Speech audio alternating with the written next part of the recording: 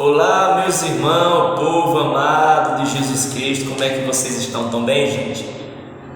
Gente, eu queria aqui estar agradecendo a oportunidade de estar com vocês mais uma vez para compartilhar a palavra de Deus. Hoje, a continuação do ensino do Apocalipse, né? Segunda carta, já separa a sua Bíblia aí, Apocalipse 2:8, tá bom? Separa aí, vamos acompanhar. E queria aqui fazer um agradecimento. Eu percebi, eu dei uma olhadinha lá, vi que umas pessoas se inscreveram. Seja bem-vindo, muito bem-vindo ao nosso canal, tá bom? Palavra de Deus, vamos lá? Versículo 8 de Apocalipse 2 diz assim: ao anjo da igreja em Esmirna, escreve: estas coisas diz o primeiro e o último, que esteve morto e tornou a viver. Conheço a tua tribulação, a tua pobreza, mas tu és rico, e a blasfêmia dos que a si mesmo se declaram judeus e não são, sendo antes sinagoga de Satanás. Olha só o que Jesus traz para a igreja dele e para nós.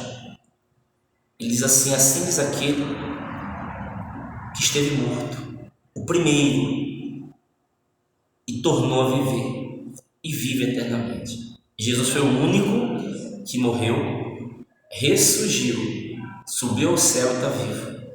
O único. A Bíblia diz que foi o primeiro da ressurreição. Por que o único? Que morreu, viveu, tornou a viver e vive eternamente. Por quê? Porque todos que morreram, por exemplo, Lázaro, em João 11 fala que Lázaro, Jesus ressuscitou Lázaro dos mortos, ele voltou à vida. Mas Lázaro morreu de novo, morreu de novo e vai ressurgir na ressurreição do último dia, como a Bíblia diz. Vai ressurgir na ressurreição do último dia.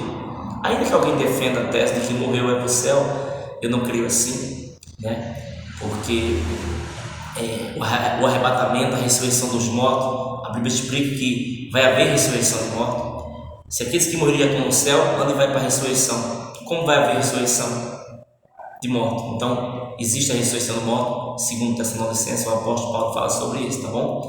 Então, ainda que eu respeite, mas eu não creio assim, tá bom? Que os mortos vão de ressuscitar, Jesus falou. Então, se quem morreu já vai, não vai ter ressurreição de morto? Vai ter. Então, aqui a palavra está dizendo que o primeiro e o último que morreu, viveu e tornou a viver e vive eternamente, sendo ele as primícias, o primeiro da ressurreição, que subiu para preparar lugar para nós, para abrir caminho, abrir a porta do céu, para que nós um dia vá também. Aí ele continua dizendo: conheço a tua tribulação e a tua pobreza, mas tu és rico. Escute, Jesus está declarando que existe uma riqueza que o homem natural não vê. Existe uma riqueza na terra que está naqueles que têm o Espírito Santo, que está naqueles que são de Cristo. Uma riqueza invisível para o mundo. Agora veja bem, aprenda uma coisa: a pessoa mais rica que existe na tua cidade, ou as pessoas mais ricas que existem na minha cidade ou na tua cidade, quando você está vendo esse vídeo, é a pessoa que tem o Espírito Santo.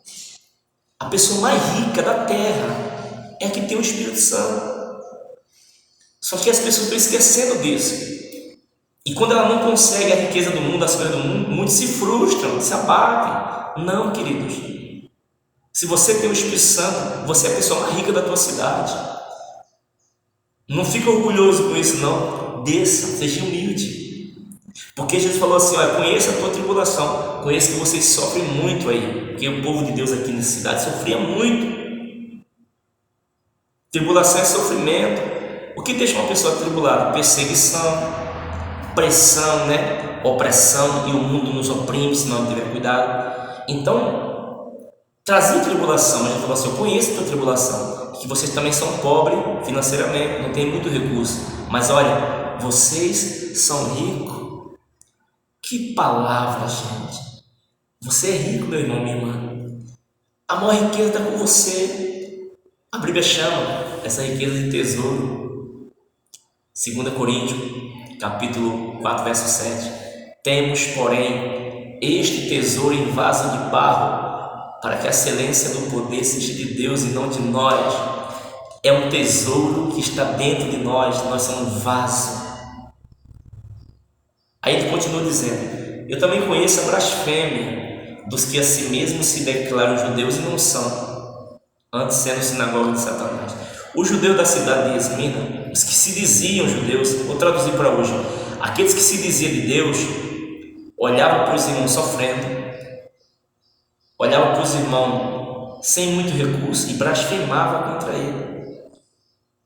Blasfemava, atacava ele. Cadê o Deus dele, né? Mais ou menos isso. Estou só aqui ilustrando para você. O sofrimento desse.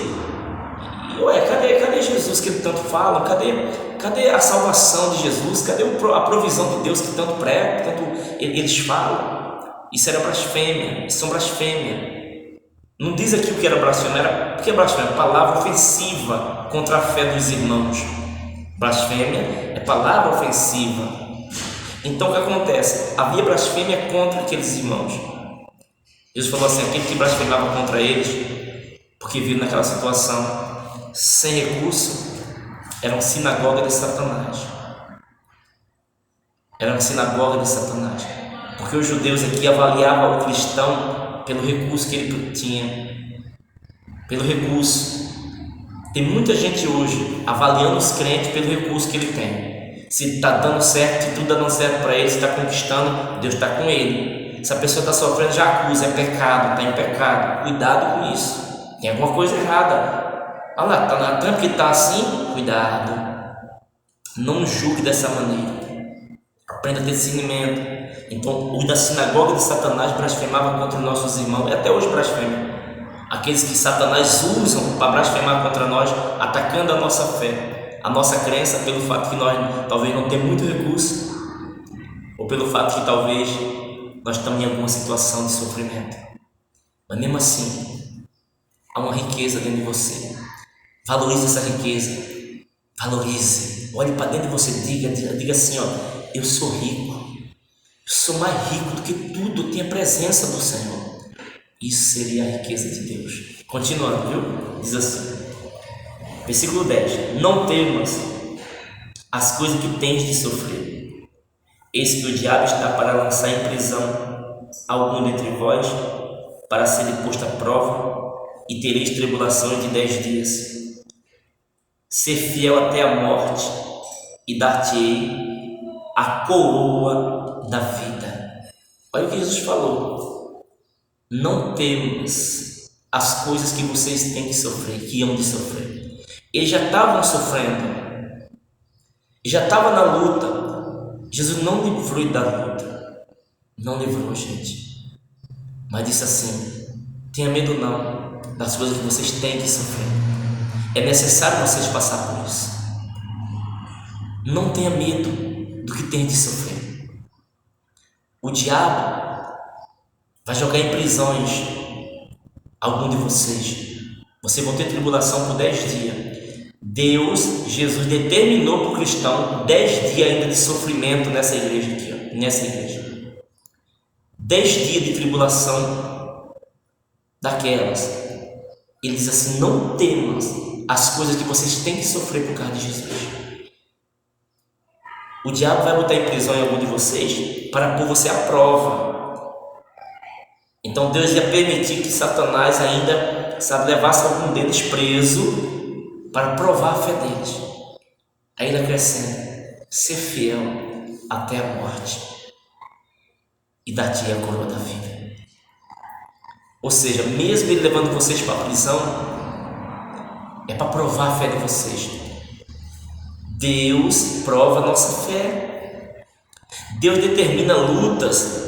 E quando Deus determina, nem oração nenhuma pode livrar, sabia disso? Deus determina às vezes lutas para os cristãos, para pôr à prova, para quê? Para poder testar a fidelidade da salvação. Quem sabe Deus está provando a fidelidade da tua salvação no que você está passando. Ei, mamãe, ei, meu irmão, meu jovem, Hein, Pai? Hein, meus amados? Quem sabe Deus está colocando você em prisões, permitindo prisões na sua vida, prisão emocional, prisão espiritual, né? Lutas para provar a fidelidade da tua salvação. Ele diz para mim e para você: seja fiel até a morte e dar-te-ei a coroa da vida. Deus determina lutas às vezes que ninguém pode mudar. Oração: eu estou orando, não está mudando, está falando que está orando. Não é, tem momento que Deus permite e não é oração que vai mudar. Vou dar um exemplo. Na época de José, Deus determinou 7 anos de fome e 7 anos de fartura. Tinha oração que mudasse aquilo? Tinha que ser 7 anos, e tinha que ser 7 anos de fartura e 7 de fome. José podia orar como orar, não tinha como evitar. Então, igreja, Deus estava ali provando a fé para a fidelidade dos seus, aqui nessa igreja.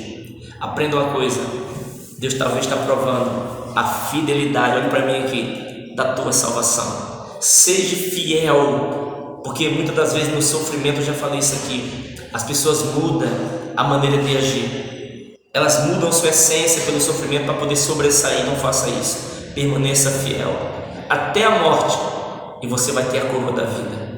Deixa ninguém tomar a tua coroa, não. Não deixa o sofrimento tirar a tua coroa, não. Continua lutando pela coroa da vida, porque vale a pena, tá bom? E o versículo 11 diz assim: quem tem ouvido para ouvir, ouça o que o Espírito diz à igreja. O vencedor de nenhum modo sofrerá dano da segunda morte. Ao que ele diz: quem tem ouvido, ouça o que o Espírito diz à igreja. Ao vencedor, de maneira nenhuma, vai sofrer o dano da segunda morte. O que é a segunda morte? O lago de fogo. O lago de fogo. Apocalipse 22, eu vou abrir aqui, 21, e Apocalipse 20, vai dizer assim, olha só, eu vou só abrir aqui rapidinho, para você ver o que é a segunda morte, que a palavra de Deus declara, tá bom? Apocalipse 20, aqui no verso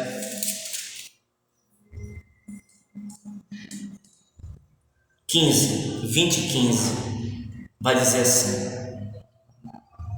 e se alguém não foi achado escrito no livro da vida, esse foi lançado para dentro do lago de fogo. Essa é a segunda morte, o lago de fogo. Escute bem, a segunda morte é o lago de fogo. Então, como a Bíblia diz assim, quem tem ouvido ouça. Ao vencedor, quem é o vencedor? O que em meio ao sofrimento da igreja de Esmirna continuou salvo, continuou fiel. Em meio ao sofrimento, ele permaneceu fiel, porque ele preservava: não, eu tenho uma riqueza, pode tirar tudo de mim, mas a presença de Deus está em mim, eu vou lutar pela minha salvação. Esse é o vencedor. E esse não vai sofrer o dano da segunda morte. O que é o dano? O lago de fogo. O fogo eterno é o dano da segunda morte. Então, quem é fiel até a morte não sofre o lago de fogo. E vai para onde? Para o céu. A Bíblia chama ele de bem-aventurado. Apocalipse 20, aqui no verso. Apocalipse 20, verso. Deixa eu achar aqui para você. E aqui eu termino, como diz meu amigo pastor Rafael. Aqui, Apocalipse 20, verso 6 diz assim: bem-aventurado e santo é aquele que tem parte na primeira ressurreição. Sobre esse, a segunda morte não tem autoridade sobre ele. Pelo contrário, serão sacerdotes de Deus e de Cristo e reinarão com ele 1000 anos. Olha o que a Bíblia diz: aquele que é vencedor, que vence, né? Ou seja, o que é o vencedor? O que é fiel até a morte. O que valoriza a riqueza que está dentro, não a riqueza de fora. Ele tem um tesouro dentro dele.